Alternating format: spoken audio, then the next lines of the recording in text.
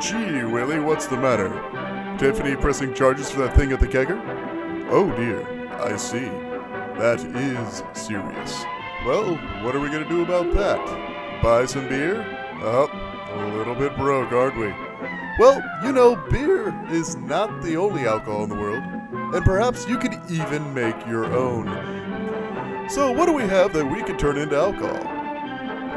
How about that jug of apple juice that's been sitting there for God knows how long? It's got some sugars. Yeast love sugars. Let's just pop open this bad boy and see what we can do. Well, you're looking like a dimwit. Step 1, we need to make some room in that jug. So let's just pour out a glass. Pouring, pouring. This is unnecessarily long. Pouring. Instead, putting a lid back on. Waste not, want not. Remember, drink your juice full of vitamin C and other important nutrients to a growing boy. I think you're done growing. Ah, yes, more jackass poses. Alright, well, next step, let's fortify that with a little extra sugar. Because sugar's good for you. Alright, now, in order to solve that, we can add that to a pot like so. But we're gonna need a little bit of liquid to dissolve it into, so a little bit more of the juice. Be careful, that stove is hot. Pouring, pouring, and done. Lid on. Now we turn on the stove, Yeah, that's how you do it.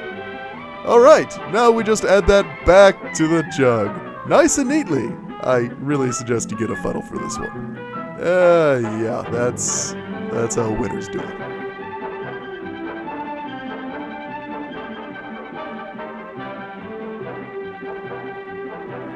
Exactly. Now we're going to need a way to make sure that the gases produced by the yeast can get out. So let's take that balloon there, and we're going to poke a small hole right up there at the top near the balloon's nipple.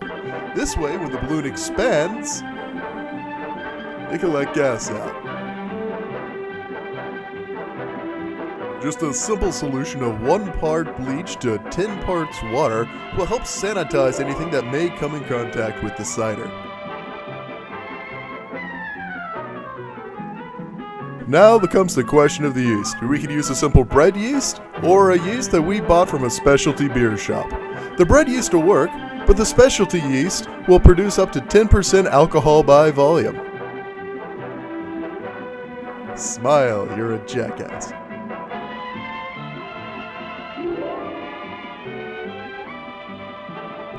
Now we simply remove the balloon from the bleach solution and stretch it over the top of the bottle, like putting on a Jimmy hat. Like you've ever worn a rubber. Now we simply place the apple juice in a cool, dark place. The back room from Saw is a perfect location.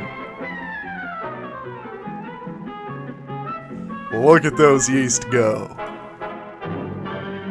After giving the apple juice a weaker soda ferment, it should slow down and the balloon may deflate some. At that point, it's alcoholic. You could test it now or chill it and enjoy it later. Kinda strong, eh?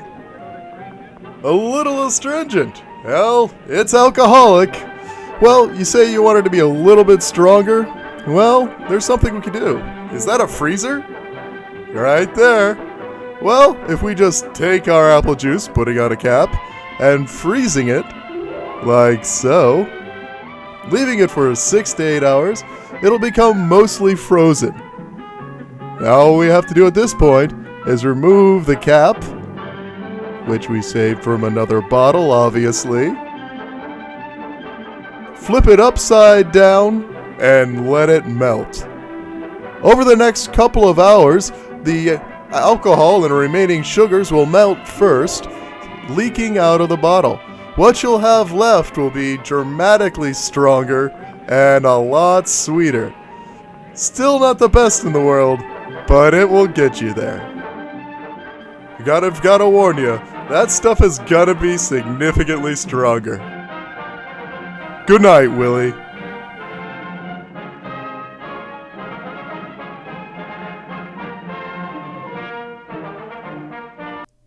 And you might want to save this for the gag reel.